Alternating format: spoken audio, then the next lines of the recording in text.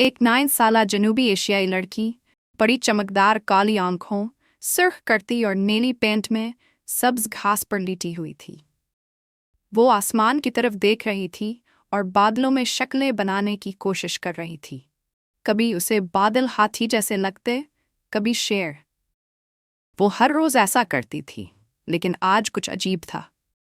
बादल हल ही नहीं रहे थे। आज आसमान पर जैसे वक्त रख गया था। बादल एक जगह पर जमे हुए थे। ना हवा चल रही थी, ना परिंदे उड़ रहे थे। वही 9 साला लड़की, बड़ी काली आंखों, सुर्ख करती और नीली पैंट में हैरत से ऊपर देखती रही। दिल में एक सवाल उठा, आखिर आसमान क्यों चुप है? लड़की ने गांव की तरफ देखा। जमीन फटी हुई थी, किनमे सूख चुके थे और लोग परेशान हाल आसमान की तरफ दिखते जा रहे थे। वही 9 साला बच्ची, बड़ी चमकदार काली आंखों, सुर्ख करती और नीली पैंट में सबकी उदासी महसूस कर सकती थी। सबको बारिश का इंतजार था।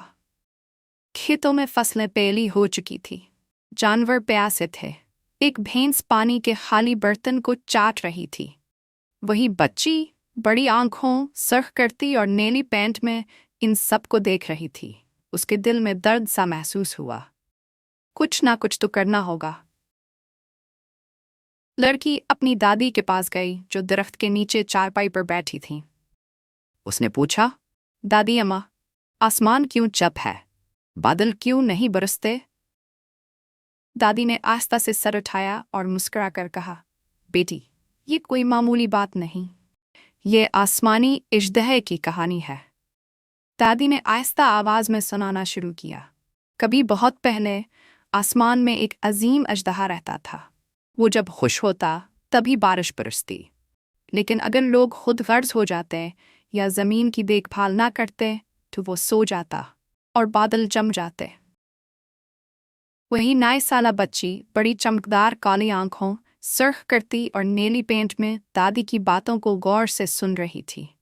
उसकी आंखों में रोशनी आ गई। उसने अपने दिल में फैसला कर लिया, मैं उसे जगाऊंगी, चाहे जितना मुश्किल हो। लड़की ने एक टुकड़ी ली और इसमें आम, बेर और खजूरें रखना शुरू की।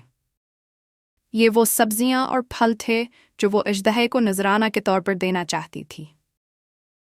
वही 9 साला बच्ची, सुर्ख करती, नीली पैंट में पूरी तवज्जो और मोहब्बत से टुकड़ी सजा रही थी।